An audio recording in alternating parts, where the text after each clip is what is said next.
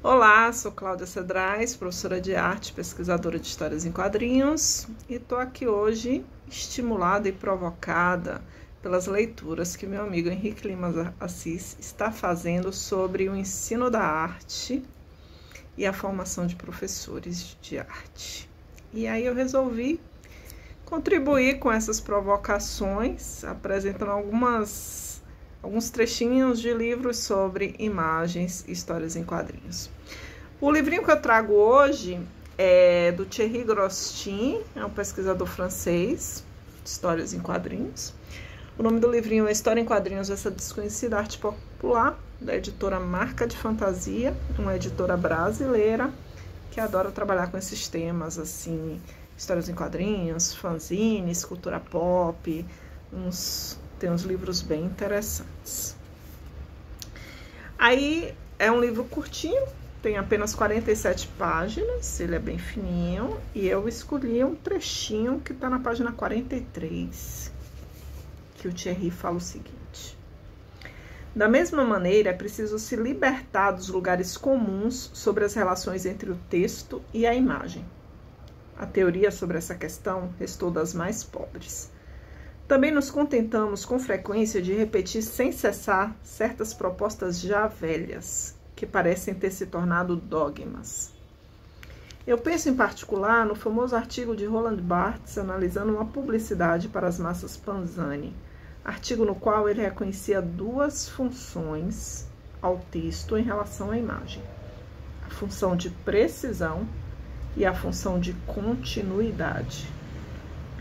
Para dizer simplesmente, o texto completaria a imagem, dando continuidade a partir de onde se esgota a sua capacidade de significar. E lhe estabeleceria um senso preciso, reduzindo sua polissemia constitutiva. Essas duas funções são muito ativas na história em quadrinhos, sem que, todavia, esgotem as diferentes contribuições possíveis do componente verbal. Mas agiríamos mal em concluir que as imagens de história em quadrinhos precisam necessariamente do texto para adquirir inteligibilidade.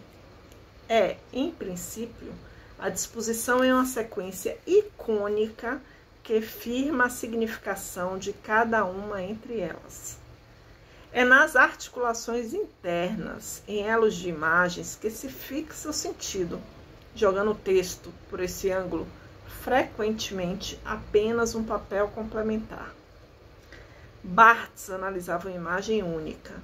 Ora, o que funda a linguagem da história em quadrinhos é precisamente a multiplicidade de imagens, em situação de copresença no seio de um multiquadro, sua disposição panvisual. E aí, já tinham parado para pensar nessa possibilidade de ler as imagens dos quadrinhos? Elas não estão lá só para ilustrar o texto, elas têm um papel importante, definindo inclusive essa linguagem artística das histórias em quadrinhos. São as imagens, a sequência de imagens que define as histórias em quadrinhos.